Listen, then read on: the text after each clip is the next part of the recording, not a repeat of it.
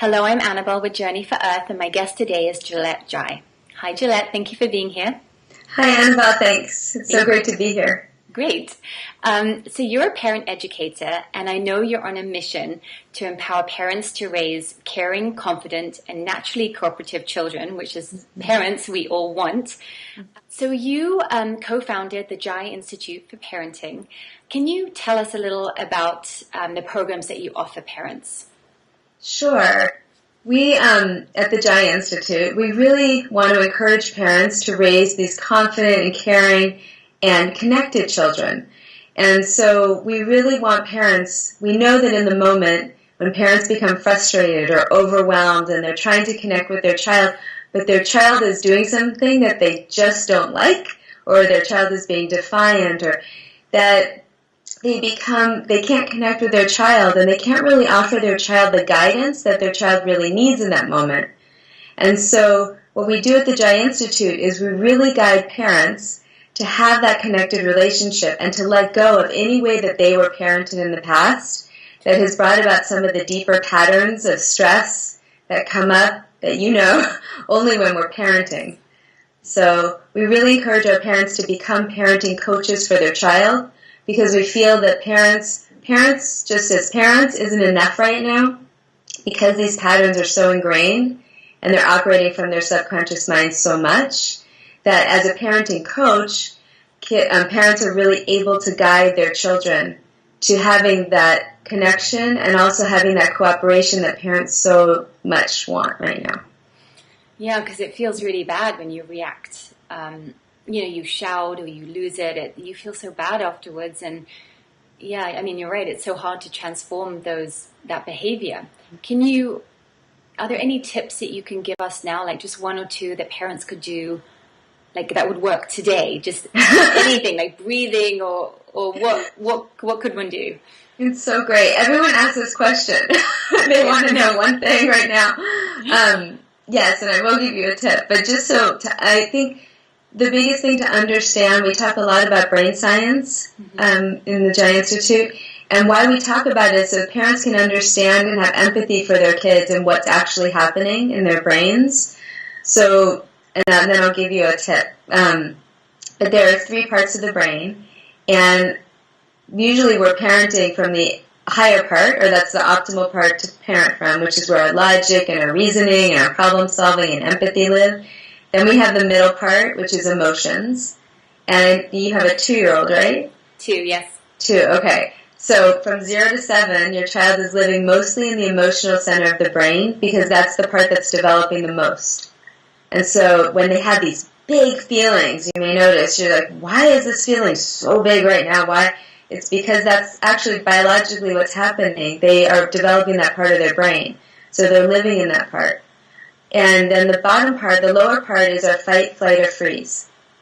And so when we get really stressed as a parent, the higher part of the brain goes offline. And we're only parenting from the middle, the feelings, those super strong feelings, and that fight, flight, or freeze. And so we start to understand, and guess what? And your child is mirroring what you're doing. So we know, because of mirror neurons in the brain, that you put 2 people in front of each other, and biologically, they're going to start mirroring each other. And so your child now is learning how to not regulate himself, but actually to be super emotional and to fight, flight, or freeze. And so that's really like what's happening just in those little moments. And we just explain that so parents can know that with these tools, what our goal is that the top part of your brain, the front part of your brain goes back online, and you're able to regulate and start parenting from your logical and your empathetic mind. From a grounded place. Totally, from a grounded place, from a centered place, and that's, that's why when I share tools, it's like, yeah, we could share tools all day long, but if we're not able to really get to that grounded place, the tools aren't working. And you also, it just leads into my next question, actually. You talk about kids cooperating naturally. If we can be with them through the tough moments without judging or labeling them. Mm-hmm. So what exactly does that mean? Like being fully present, or like maybe holding them? Because if they're having a crazy tantrum, it's hard to know what to do, Yeah, and it's different for every parent. I think it's more the mindset that you come to your child with. So if you're labeling your child or you're saying, oh my God, this is a tantrum, this is something awful, this is something I need to control, then that's what, you're resisting it, then that's kind of the energy that you're going to get pushed back with. If you're coming to them with the mindset of, oh wow, my child's in a difficult moment, let me be a parenting coach right now and be an emotional coach right now, and let me help them through this and guide them through this moment. They don't know what it is. I'm just going to come without any judgment, and I'm going to hold the space for them. And the space might be that you hug them. The space might be that you give them a little space. That's why I say every situation is different. Every parent is different. Every child's different. But in that time, maybe, you're holding that space through the ride. We call it a wave. Like through the wave of the feeling. And you're just with them. And you're holding this neutral, kind of non-judgmental space. Like, oh, I'm here. I'm right here for you. My child was 2. I used to hold him and just tell him, I'm here, mommy's here, I'm right here, and just, he would cry and cry, but the more neutral your space is, the more neutral without judgment, then what I notice is that wave, that ride, tends to just dissipate and move on to the next feeling. I love that. I've tried doing that, and sometimes, I feel like my ability to do that is getting longer and longer. Yes. And, if they're crying for long periods of time, I mean, there have been moments where it's 20 minutes, 25 minutes. There gets a point where I'm just like, wow, my God. So Totally. And there's only so much, like studies show there's only so much the human nervous system can take. Yes. And so, yes, I get it. Oh, yeah. I so understand. Yeah. So that's one part of our process. The other part is really helping them to calm down. Right. In that moment. So. And thank you, Jolette, for that. I know that you yourself, just 4.5 years ago, were, as you say, severely struggling. And it's so inspiring to see what you're doing now. How did you get out of that space and embark on this inspiring, peaceful parenting journey? Yeah, I think I just had a great love for my child. And I think I just really wanted to get it right. Not get it right, but just really give him this, understand how to do parenting.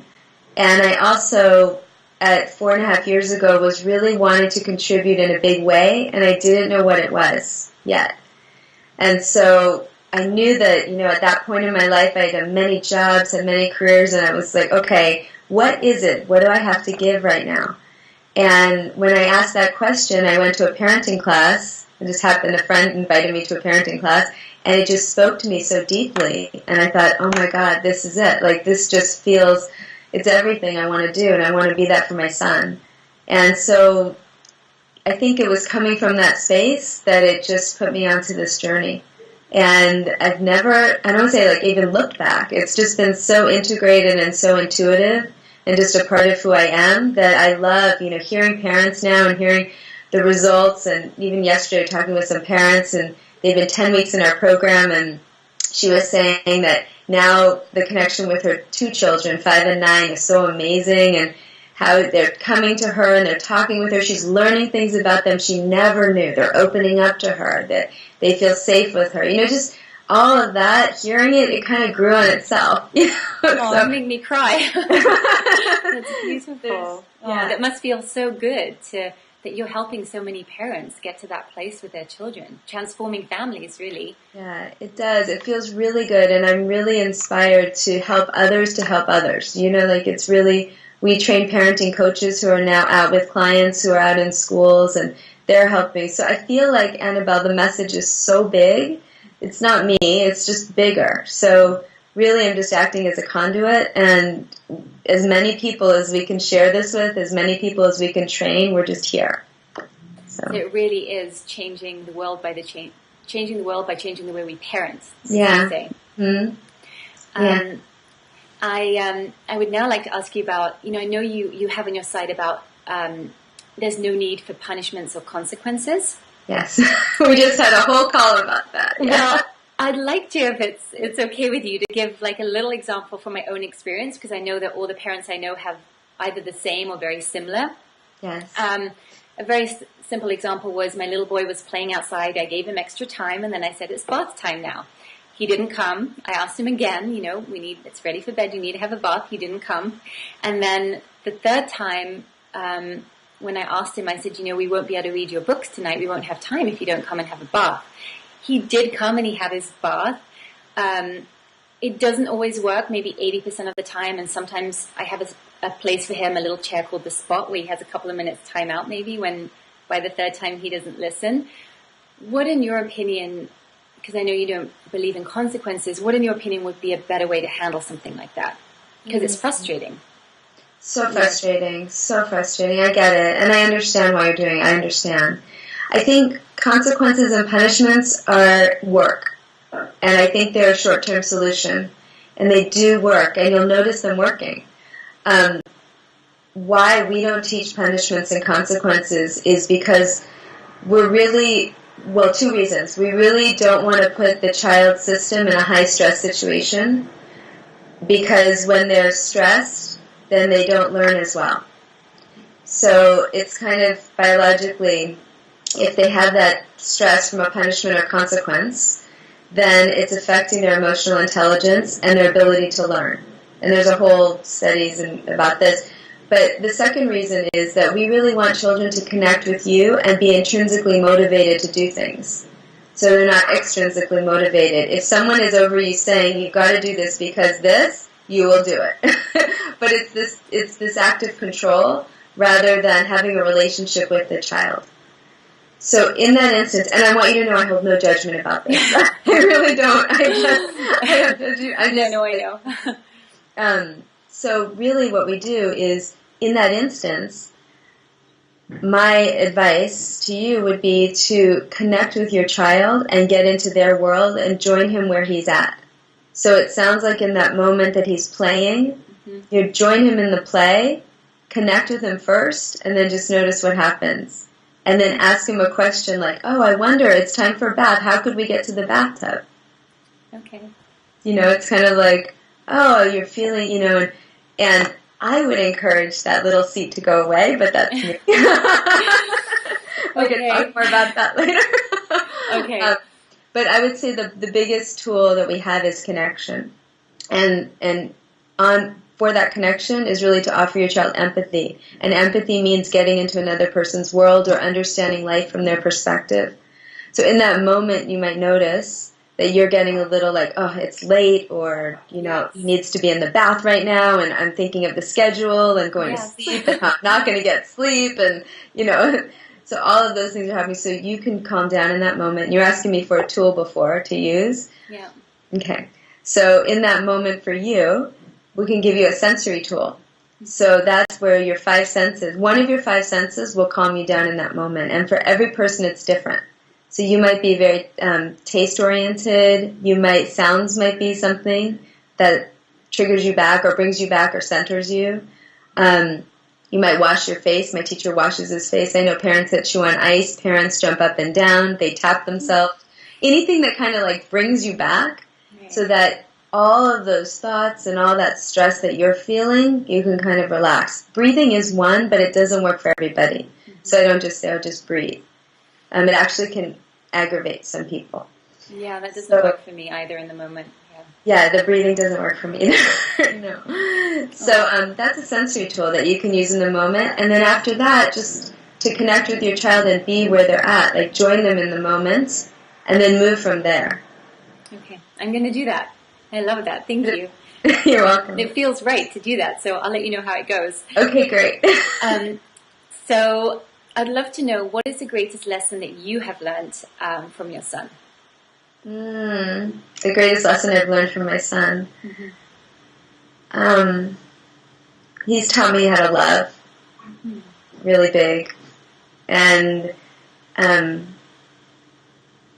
he's taught me just how to, such a great question.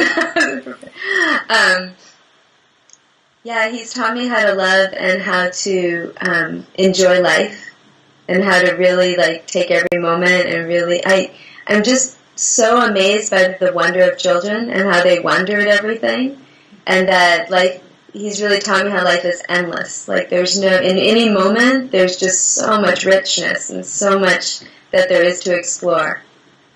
I don't know if that makes sense, but that's No, it does. It does. It brings tears to my eyes. Yeah. What's the toughest decision you've ever had to make? The toughest decision I ever had to make was to be a single parent. Yeah. And I agree. I'm a single parent too, and I know it's very hard and challenging and beautiful and joyful and frustrating all at once. Yes, completely. Yeah. And what is your vision for the next 5 years? My vision for the next 5 years is that we place a parenting coach, a professional parenting coach, in every city in the world, so that parents know that they have a place to turn and they know they have the support they need. Thank you, Jolette, for taking the time to talk with me today. And for all of you parents out there who'd like to know more about being a peaceful parent, please go to Jolette's website, the Jai Institute for Parenting. Thank you.